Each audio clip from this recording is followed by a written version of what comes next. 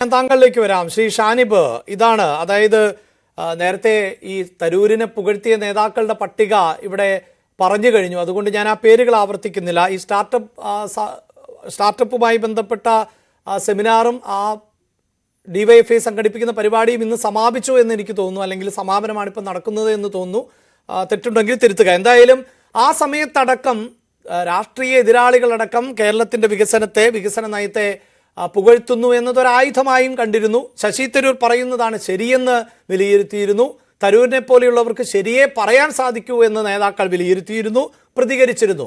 അങ്ങനെയെങ്കിൽ ശശി തരൂർ തന്നെയാണ് ഇപ്പോൾ പറയുന്നത് ഈ കണക്കുകൾ തെറ്റാണ് എന്ന്. അതും പാർട്ടി ഇടതുപക്ഷം അംഗീകരിക്കുകയാണോ?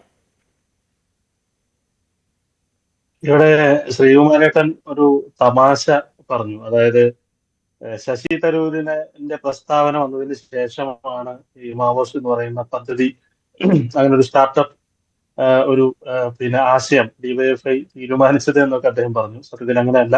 ഇതൊരു 6 മാസം മുമ്പ് തന്നെ തീരുമാനിച്ച് അതിന്റെ കലണ്ടർ തയ്യാറാക്കി അതിന്റെ പ്രചരണ പരിപാടികളുമായി ഡിവൈഎഫ്ഐ മുന്നോട്ട് പോയതാണ്. പിന്നീടാണ് ഈ ഇത്തരത്തിലുള്ള ചർച്ചകളൊക്കെ കേരളത്തിൽ ഉയർന്നു വന്നത്.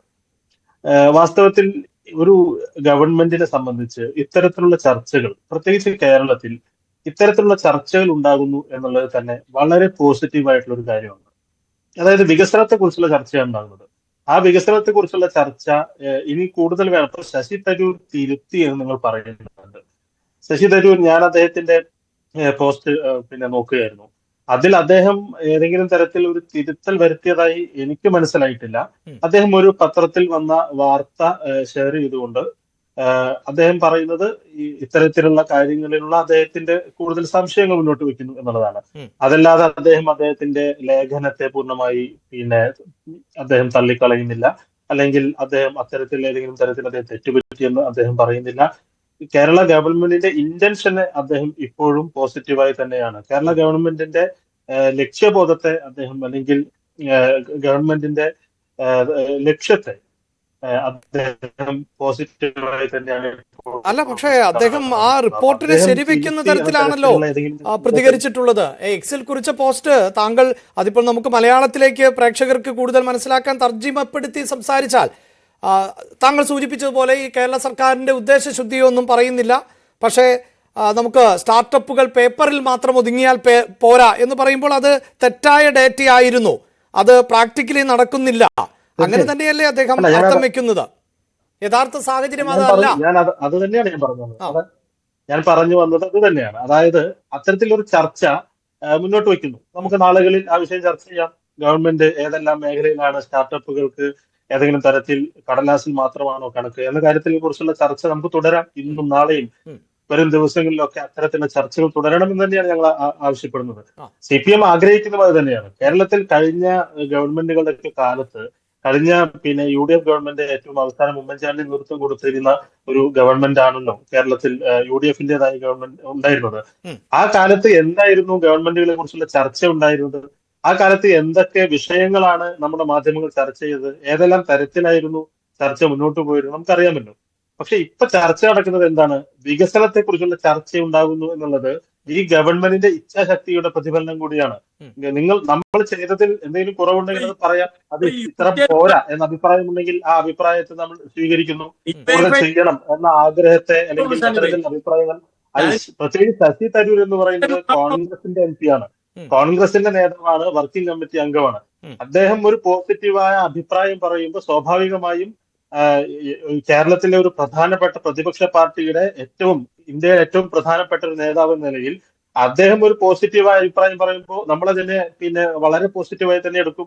അതിനോട് നമ്മൾ പോസിറ്റീവായി പ്രതികരിക്കും, അതിനെ നമ്മൾ ഉദ്ധരിക്കും, അതിനെ ഉയർത്തിപ്പിടിച്ചുകൊണ്ട് നമ്മൾ ജനങ്ങളോട് സംസാരിക്കും. അത് സ്വാഭാവികമാണ്. അതായത് ഈ തരൂരിനെ കുറിച്ചുള്ള നിലപാടിൽ ഇനിയും മാറ്റം ഉണ്ടാകില്ല അല്ലെ ഇടതുപക്ഷത്തിനും CPM-നും ഒന്നും?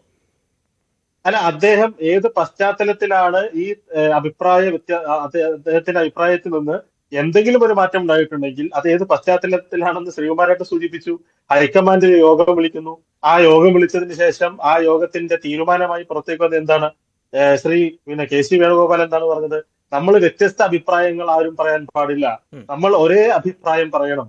നമ്മൾ പറയുന്ന അഭിപ്രായം തെറ്റാണെങ്കിലും അത് ഒരേ അഭിപ്രായമായി നമ്മൾ പറയണം എന്ന സന്ദേശം അവിടെ ഹൈക്കമാൻഡ് തീരുമാനമായി പ്രഖ്യാപിക്കുമ്പോൾ മുൻപെടുത്ത നിലപാടിൽ നിന്ന് ശശി തരൂർ പുറകോട്ട് പോകുന്നുണ്ടെങ്കിൽ അതിന്റെ രാഷ്ട്രീയ കാര്യങ്ങൾ മനസ്സിലാക്കാൻ കേരളത്തിലെ ജനങ്ങൾക്ക് സാധിക്കും.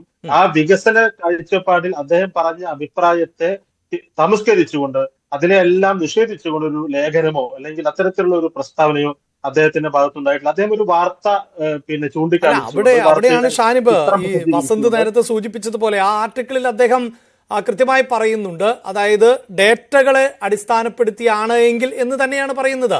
ആ ഡേറ്റകൾ തെറ്റായിരുന്നു എന്നാണ് കോൺഗ്രസ് പറഞ്ഞുകൊണ്ടിരുന്നത്, ആവർത്തിച്ചുകൊണ്ടിരുന്നത്. അതായത് ഒരു കണക്കിന് ഉദ്ധരിച്ചുകൊണ്ട് ശശി തരൂർ ലേഖനം എഴുതി.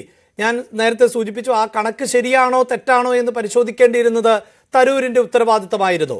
അവിടെ പ്രതിപക്ഷ നേതാവിന്റെ വാർത്താ സമ്മേളനങ്ങൾ, പ്രതികരണങ്ങളൊക്കെ ഞങ്ങളുടെ ലൈബ്രറിയിൽ ചികഞ്ഞാൽ അവിടെയൊക്കെ ഈ കോൺഗ്രസ് നേതാക്കൾ ആവർത്തിച്ചുകൊണ്ടിരുന്നത് ഈ ഡേറ്റ തെറ്റാണ് എന്ന് തന്നെയാണ്. അതാണ് ഞാൻ നേരത്തെ KPCC അധ്യക്ഷനെ കുറിച്ചും ഒക്കെ പറഞ്ഞത്. അപ്പോൾ ആ ഡേറ്റയെ അടിസ്ഥാനപ്പെടുത്തി ഒരു ലേഖനം എഴുതിയത് തെറ്റായിപ്പോയി എന്ന് കോൺഗ്രസ് നേതാക്കളിൽ ചിലർ, അതാണ് ഇപ്പോൾ K മുരളീധരനെ പോലെയൊക്കെ ഉള്ളവർ ഇങ്ങനെയല്ല പ്രവർത്തിക്കേണ്ടത്, അത് തെറ്റായ രീതിയാണ് എന്നൊക്കെ തുറന്നു പറയുന്ന സാഹചര്യം ഉണ്ടാകുന്നു. കോൺഗ്രസിന് അനുകൂലമാകുന്ന സാഹചര്യം ഇല്ലാതാക്കരുത് എന്ന് പറയുന്നു.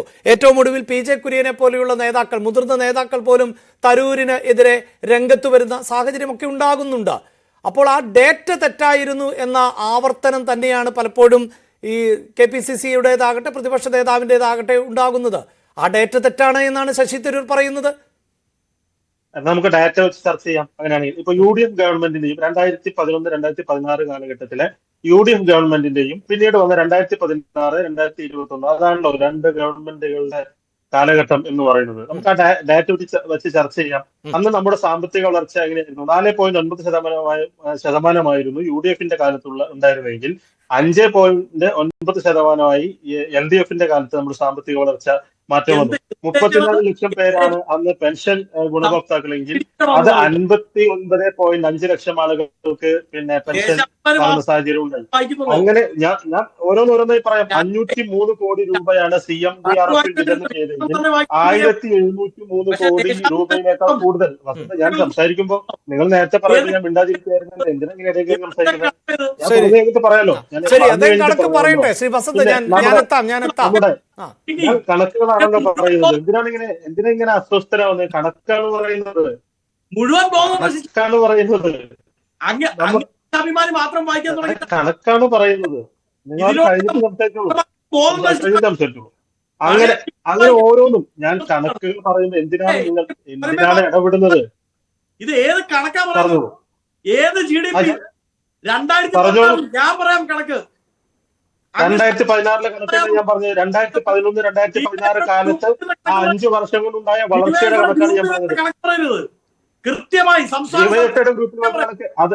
കേന്ദ്ര സർക്കാരിന്റെ കണക്ക് ഞാൻ പറയാം. കേന്ദ്ര സംസ്ഥാന സർക്കാരുകളുടെ വെബ്സൈറ്റിൽ സൈറ്റ് ചെയ്തിരിക്കുന്ന കണക്ക് പറയാം. അങ്ങോട്ടോ ചർച്ചയ്ക്ക് ചർച്ചയ്ക്കുണ്ടല്ലോ. ഉമ്മൻചാണ്ടി വസന്ത് സംസാരിച്ചുകൊണ്ടിരിക്കുമ്പോ ഞാൻ ഇടയിൽ കയറി സംസാരിച്ചിട്ടില്ല. ഞാൻ പറയുന്നത് കേട്ട് അതിന് മറുപടി പറഞ്ഞു. സാമ്പത്തിക വളർച്ച ഞാൻ പറഞ്ഞത് ഇടതുപക്ഷത്തിന്റെയും കഴിഞ്ഞ 5 വർഷക്കാലത്തെ UDF കഴിഞ്ഞ 5 വർഷക്കാലത്തെ ഇടതുപക്ഷ ഗവൺമെന്റിന്റെയും അതിനു മുൻപത്തെ 5 വർഷക്കാലത്തെ UDF ഗവൺമെന്റിന്റെയും വികസന വളർച്ചയെ കുറിച്ചാണ് ഞാൻ ചർച്ച നടത്തിയത്. പൊതുവിതരണ മേഖലയിൽ അതിനെ മെച്ചപ്പെടുത്താൻ വേണ്ടി 10 കോടി അധികം രൂപ നമ്മൾ ചെലവഴിച്ചിട്ടുണ്ട് ഇടതുപക്ഷ ഗവൺമെന്റ്. ദേശീയപാത ഒരിക്കലും നടക്കില്ല എന്ന് പറഞ്ഞ ദേശീയപാത ഈ കേരളത്തിൽ നടപ്പിലാകാൻ പോകുന്നു. അതുപോലെ വാട്ടർ മെട്രോ ഈ നാട്ടിൽ നടപ്പിലാകാൻ പോകുന്നു. അങ്ങനെ തുടങ്ങി ഓരോ മേഖലയിലും ഈ നാട് വികസനത്തിന്റെ വലിയ സ്വപ്നങ്ങൾ ഓരോന്നായി യാഥാർത്ഥ്യമാക്കിക്കൊണ്ടിരിക്കുമ്പോ നിങ്ങൾക്ക് അസ്വസ്ഥതയുണ്ടാകും. നിങ്ങൾ ഈ നാട് പുരോഗമിക്കുമ്പോ നിങ്ങൾക്ക് അസ്വസ്ഥതയുണ്ടാകും. BJPയുടെ ഒരു ഓഫീസിൽ നിന്നാണ്, RSSന്റെ കാര്യാലയത്തിൽ നിന്നാണ്, അല്ലെങ്കിൽ കേന്ദ്ര ഗവൺമെന്റിന്റെ ഓഫീസിൽ നിന്നാണ് ഈ പ്രതിഷേധം നമുക്ക് മനസ്സിലാകും. ഇത് UDF കേരളത്തിലെ ജനങ്ങൾക്ക് വേണ്ടി പ്രവർത്തിക്കുമ്പോ, കേരളത്തിലെ പാവപ്പെട്ട വേണ്ടി പ്രവർത്തിക്കുന്ന ഒരു ഗവൺമെന്റ് കേരളത്തിൽ ഉണ്ടാകുമ്പോ, ഇവിടെ പെൻഷൻ വിതരണം ചെയ്യുമ്പോ, ഇവിടെ റോഡ് വികസനം ഉണ്ടാകുമ്പോ, ഇവിടെ വാട്ടർ മെട്രോ ഉണ്ടാകുമ്പോ, വിഴിഞ്ഞ പദ്ധതി നടപ്പിലാകുമ്പോ എന്ന് തുടങ്ങി എണ്ണിയാൽ ഒടുങ്ങാത്ത വികസന സ്വപ്നങ്ങൾ നിങ്ങൾക്ക് അസ്വസ്ഥത ഉണ്ടാകും. നിങ്ങളുടെ അസ്വസ്ഥത കൊണ്ടാണ് നിങ്ങൾ ഈ പറയുന്ന ശശി തരൂരിനെ ഭീഷണിപ്പെടുത്താനും ശശി തരൂരിനെ ഡൽഹിയിൽ കൊണ്ടുപോയി ഭീഷണിപ്പെടുത്തി അത് തിരുത്താനും ഒക്കെയുള്ള ശ്രമങ്ങൾ നിങ്ങളുടെ ഭാഗത്തുണ്ടായിട്ടുള്ളത്. നമ്മൾ നമ്മുടെ ഈ നാടിന്റെ വികസനത്തെ കുറിച്ച് സംസാരിക്കുന്നത്. ഇപ്പൊ ഇവിടെ പിന്നെ കേരള എന്ന ഒരു പദ്ധതി ഉണ്ടായിരുന്നു. ശരി. അതിൽ പങ്കെടുക്കില്ല അല്ലെങ്കിൽ അതിൽ നിന്ന് മാറി നിൽക്കാൻ തീരുമാനിച്ചിരുന്ന പ്രതിപക്ഷ നേതാവിനെ പോലും അതിൽ പങ്കെടുത്തുകൊണ്ട് കേരളം മുന്നോട്ട് പോകുന്നു എന്ന് പറയിപ്പിക്കാൻ സാധിച്ചിട്ടുണ്ടെങ്കിൽ അത് ഈ കേരള ഗവൺമെന്റിന്റെ ഇച്ഛാശക്തിയാണെന്ന കാര്യത്തിൽ ഒരു തർക്കവുമില്ല. അതായത് ഷാനിബ്, ഞാൻ വളരെ പെട്ടെന്ന് വസന്തിലേക്ക് പോകുന്നതിന് മുമ്പ് ഇനിയും ഈ CPIMന്റെ പാർട്ടി പരിപാടികൾ അല്ലെങ്കിൽ അതിന്റെ വർഗ സംഘടനകളുടെ പാർട്ടി പരിപാടികളിലേക്കൊക്കെ തരൂരിനെ ക്ഷണിക്കാൻ സാധ്യത ഉണ്ടോ? അല്ല, നമ്മുടെ ഇപ്പോ കഴിഞ്ഞ DYFI പോലെയുള്ള സംഘടനകളൊക്കെ ഇത്തരത്തിലുള്ള പരിപാടികൾ സംഘടിപ്പിക്കാറുണ്ട്. ഇപ്പോ YLF പോലെയുള്ള പരിപാടികൾ സംഘടിപ്പിച്ചു. അതുപോലെ തന്നെ YLFന്റെ ജില്ലാ തലത്തിലുള്ള പരിപാടികൾ, ഇപ്പൊ യൂത്ത് കോൺഗ്രസിന്റെ സംസ്ഥാന വൈസ് പ്രസിഡന്റ് ആയിട്ടുള്ള അബിൻ വർക്കി നമ്മുടെ YLFന്റെ ഒരു വേദിയിൽ അദ്ദേഹം പങ്കെടുത്തിട്ടുണ്ട്. അങ്ങനെ കേരളത്തിന്റെ വ്യത്യസ്ത മേഖലകളിലൊക്കെ നമ്മൾ അത്തരത്തിലുള്ള പരിപാടികൾ സംഘടിപ്പിക്കുമ്പോൾ അതിലേക്ക് പൊതുമേഖലയിൽ പ്രവർത്തിക്കുന്ന രാഷ്ട്രീയത്തിന് അതീതമായി ജനാധിപത്യ മതേതര കാഴ്ചപ്പാടോടുകൂടി പ്രവർത്തിക്കുന്നു എന്ന് വിശ്വസിക്കുന്ന സംഘടനകളെ ഇത്തരം പരിപാടികൾ വിളിക്കുക എന്നുള്ളത് കഴിഞ്ഞ കുറെ കാലങ്ങളായി CPM മുന്നോട്ട് വെക്കുന്ന ആശയമാണ്. ഇപ്പൊ KV തോമസിനെ പോലെയുള്ള ഒരാൾ CPMന്റെ സെമിനാറിൽ പങ്കെടുത്തതിന്റെ പേരിലാണല്ലോ അദ്ദേഹത്തെ പുറത്താക്കുന്ന സാഹചര്യം തന്നെ ഉണ്ടായത്. ഇവിടെ അത്തരത്തിലുള്ള ആളുകളെ ഉൾപ്പെടെ മുഴുവൻ ആളുകളെയും മതേതരത്വത്തിൽ വിശ്വസിക്കുന്ന സംഘടനകൾ പ്രവർത്തിക്കുന്ന ആളുകളെയൊക്കെ ഇത്തരം പരിപാടികൾ ക്ഷണിക്കാറുണ്ട്. പലരും വരാറുണ്ട്, പലരും വരാറില്ല. വ്യക്തമാണ്. ശ്രീ വസന്ത്, ഇവിടെ